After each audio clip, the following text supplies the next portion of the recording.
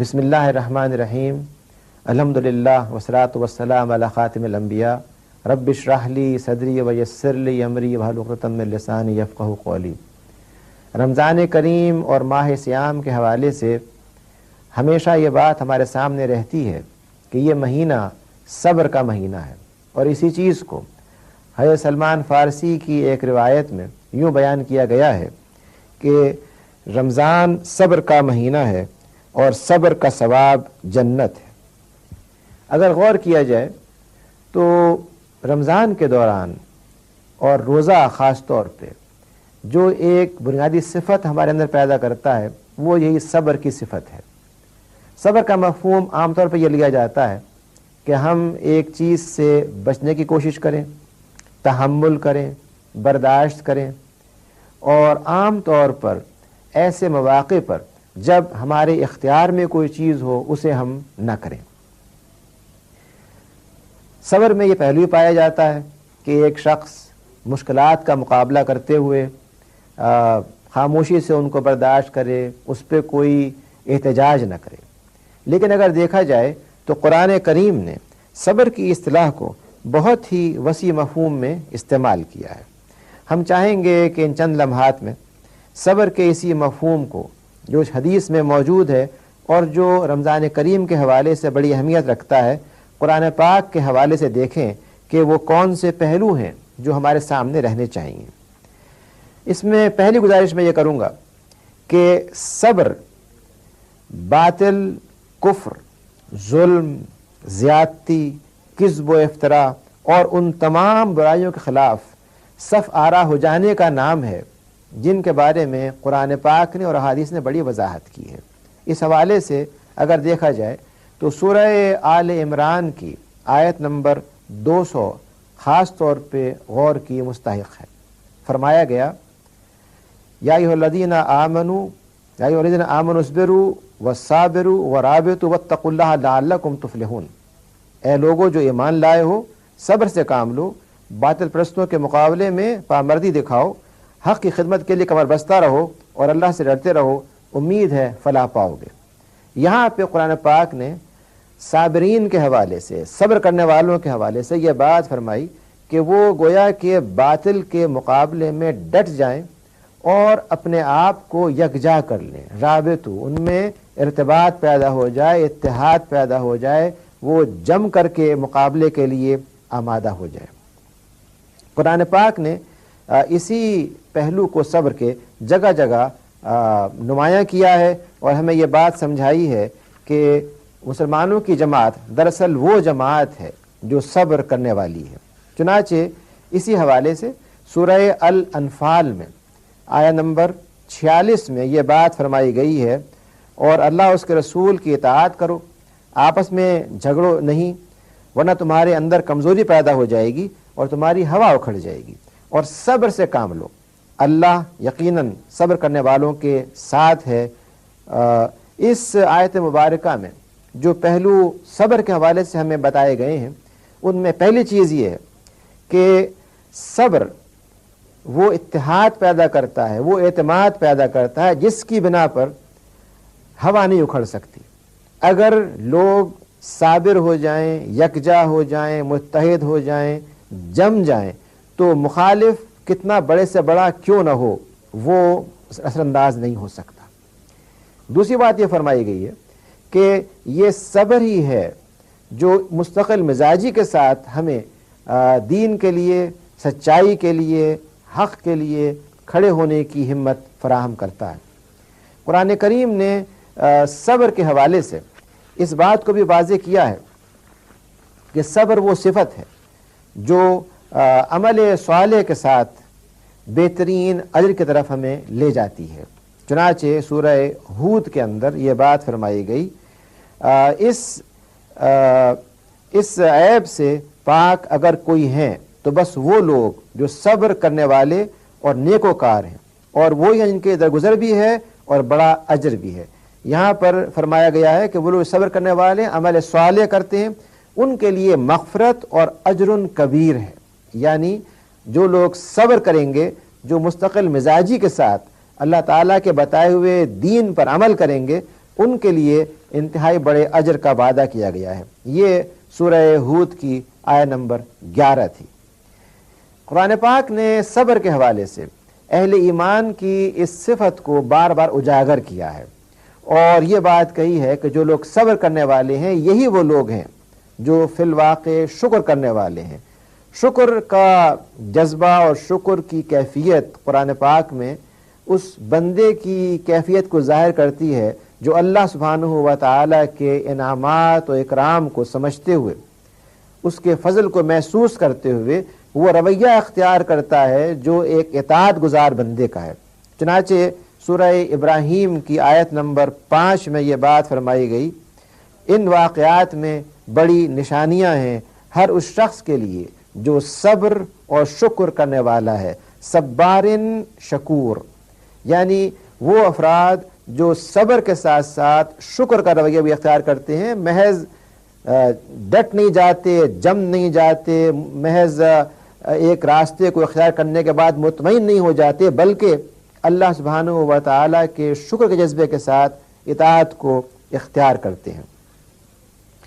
اسی صبر کے پہلو کو ہم دیکھتے ہیں کہ قرآن پاک نے دیگر مقامات پر بھی وضاحت سے پیش کیا ہے۔ چنانچہ سورہ طٰہٰ میں جو 20ویں سورت ہے، آیت نمبر 130 میں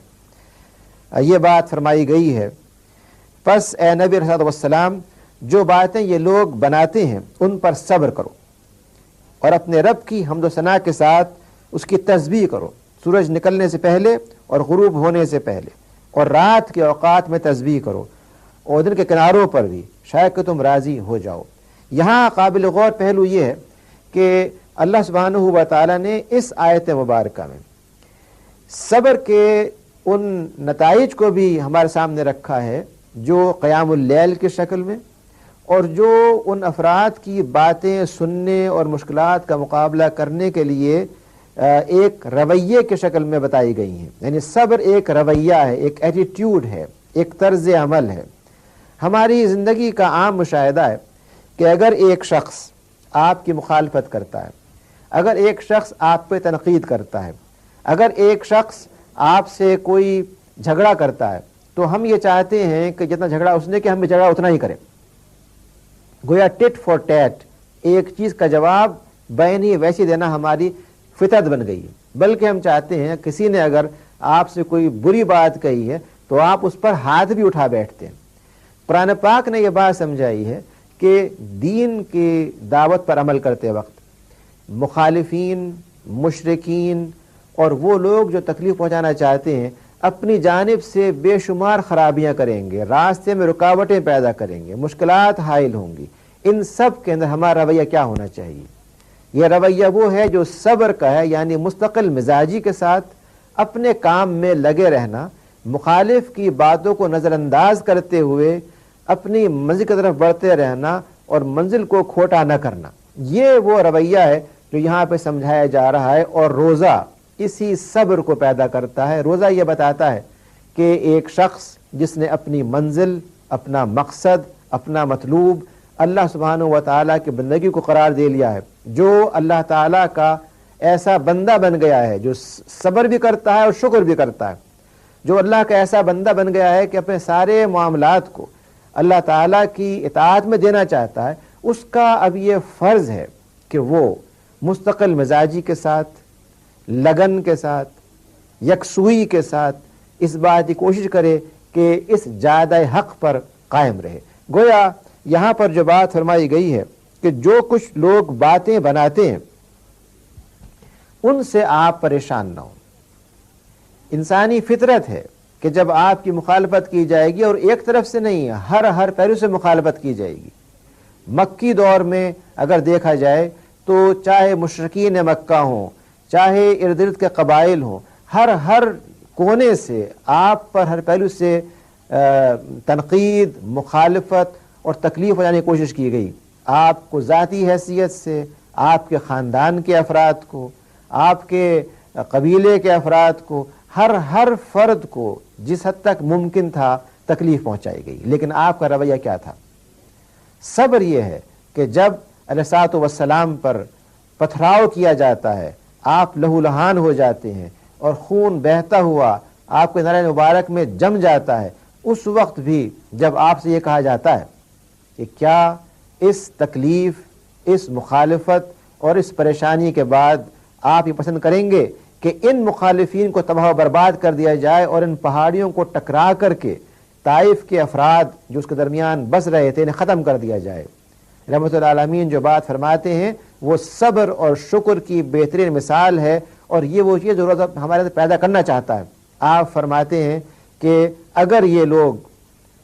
دین اسلام کو قبول نہیں کرتے تو میں دعا کرتا ہوں کہ اللہ سبحانہ و تعالی ان کی آنے والی نسلوں کو اسلام کے زیور سے آراستہ کریں، اسلام کی خوبیوں سے ہمکنار کریں۔ گویا صبر کا رویہ یہ ہے کہ جب آپ پہ تکالیف، مشکلات اور شدت کی انتہا ہو جائے تو اس سب کے باوجود آپ اپنے مخالف دشمن افراد کے لیے وہ رویہ اختیار کریں جو محبت کا ہے، نرمی کا ہے، دعا کا ہے اور بھلائی کا ہے۔ چنانچہ محض گفتگو ہی میں نہیں بلکہ عملی معاملات میں اس رویے کو اختیار کرنے کا نام ہی قرآن پاک میں صبر ہے، اور یہ سبب ہے کہ سلمان فارسی کی روایت میں جو یہ فرمایا گیا کہ یہ مہینہ صبر کا ہے، یہ مہینہ اس خوبی کے پیدا کرنے کا ہے، یہ مہینہ اس صفت کو آگے لانے کا ہے۔ قرآن کریم نے ایک اور پہلو پر ہم کو متوجہ کیا ہے، اور اس کا تعلق اس چیز سے ہے کہ صبر محض قانع ہو جانا نہیں ہے، صبر محض یہ نہیں ہے کہ جو کچھ مخالفت کی جا رہی ہے اس میں آدمی مستقل مزاجی کے ساتھ کام کرے، بلکہ صبر کا تعلق اس چیز سے بھی ہے کہ جو لوگ صبر کر رہے ہیں ان میں ایک صفت جہاد پیدا ہو۔ یعنی قرآن پاک یہ چاہتا ہے کہ صبر ہمارے اندر وہ رویہ پیدا کر دے جو مجاہدین میں ہوتا ہے۔ اس حوالے سے خاص طور پہ سورہ الانفال کی ایک آیت ہمارے لیے بے انتہا اہم پیغام رکھتی ہے۔ فرمایا جا رہا ہے اے نبی علیہ الصلوۃ والسلام، مومنوں کو جنگ پر ابھارو، اگر تم میں سے 20 آدمی صابر ہوں تو وہ 200 پر غالب آئیں گے، اور اگر 100 آدمی ایسے ہوں تو منکرین حق میں سے 1000 آدمیوں پر بھاری رہیں گے۔ یہاں دیکھیے قرآن کریم نے جو ہمیں اصول سمجھایا ہے وہ یہ کہ اگر صبر کے راستے کو اختیار کر لیا جائے جو روزے کا مقصود ہے، تو 20 اہل ایمان جن کو یہاں پہ صابر کہا گیا ہے اور جو اصطلاح مجاہدین کے لیے استعمال ہوئی ہے، یعنی صبر اور جہاد کو یہاں پہ یکجا کر دیا گیا ہے۔ یہ بات سمجھائی گئی ہے کہ جو پہلو صبر کے ہیں وہی جہاد کے ہیں۔ تو جب جہاد اور صبر کرنے والے 20 اہل ایمان ہوں گے تو یہ 200 افراد پر غالب آئیں گے، اور اگر ایسے 100 ہوں گے تو 1000 پہ غالب آئیں گے۔ یہ صبر کی ایک ایسی ڈائمنشن ہے، ایک ایسا پہلو ہے جو ہمیں حیران کرتا ہے کہ یہ انسانی حافظے میں، انسانی ادب میں، انسانی تاریخ میں ہمیں کہیں اور نہیں ملتا۔ صبر کا مفہوم یہ تو ملتا ہے کہ ایک شخص قانع ہو جائے، لیکن یہ نہیں ملتا کہ وہ مجاہدان رویہ اختیار کر لے جس کے نتیجے میں 20 افراد 200 افراد کے اوپر بھاری ہو جائے۔ قرآن کریم کا یہ کمال ہے کہ وہ ان اصطلاحات کو جو حدیث شریف میں بھی آئی ہیں، قرآن پاک میں بھی آئی ہیں، ایک وسیع تر مفہوم دے کر کے ہمیں سمجھانا چاہتا ہے کہ ہم صبر کے رویے کو محض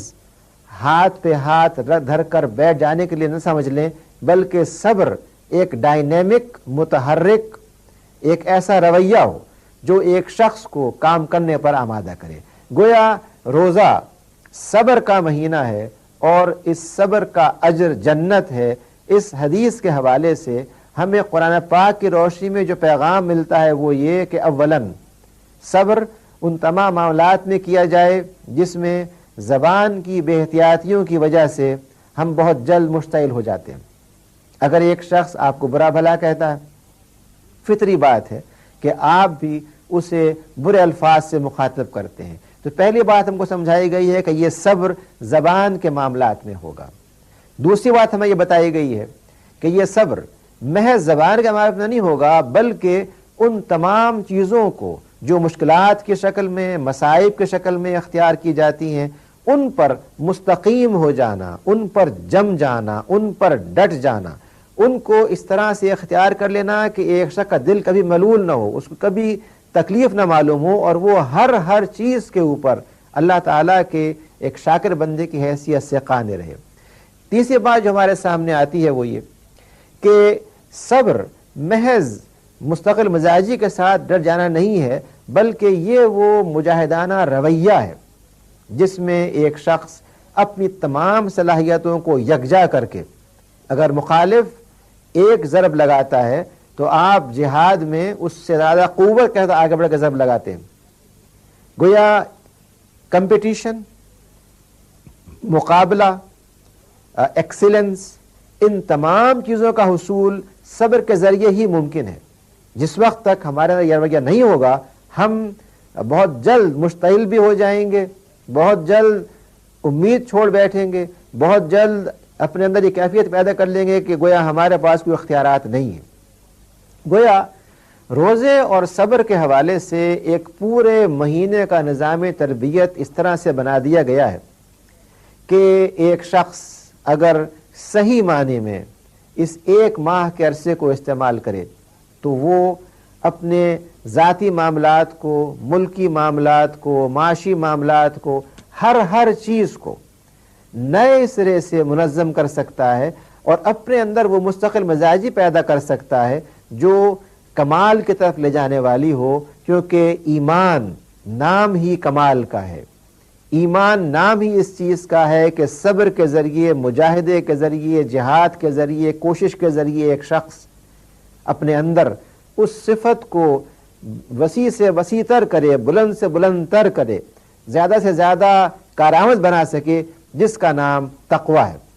گویا روزے کے حوالے سے اور بالخصوص صبر کے کانٹیکسٹ میں اس سیاق و سباق میں اگر دیکھا جائے تو یہ پورا مہینہ ہمارے اندر ایک ایسی حرکت پیدا کرتا ہے، ڈائنامزم پیدا کرتا ہے، جو مختلف قسم کے حالات کا مقابلہ کرنے کی صلاحیت ہم کو دے دیتا ہے، اور ہم اس طرح سے زندگی کے کاروبار کو زیادہ بہتر انداز میں کرنے کے لیے وہ اسلحہ، وہ قوت، وہ نمو حاصل کر لیتے ہیں، جس کے نتیجے میں زندگی میں توازن بھی ہو، تقویٰ بھی ہو، احسان بھی ہو، اور اللہ سبحانہ و تعالیٰ کے شکر کے جذبات کا اظہار بھی ہو۔ واقع دعوانا الحمدللہ رب العالمین۔